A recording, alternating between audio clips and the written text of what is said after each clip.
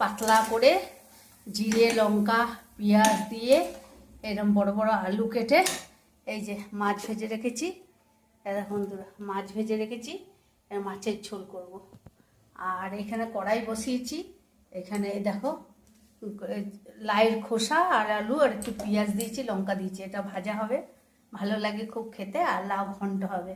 দেখো ঝোল ফুটছে, এবার আমি মাছগুলো দেখো মাছগুলো ঝোলের মধ্যে একে একে ছেড়ে দেবো।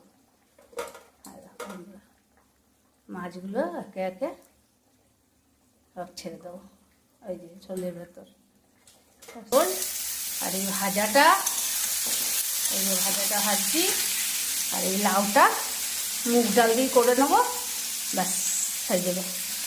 হ্যাঁ, তাহলে আজকে এখানেই এতটুকু। আবার নতুন একটা ব্লগ নিয়ে তোমাদের সামনে উপস্থিত হবো। ততক্ষণ তোমরা ভালো থেকো, সুস্থ থেকো।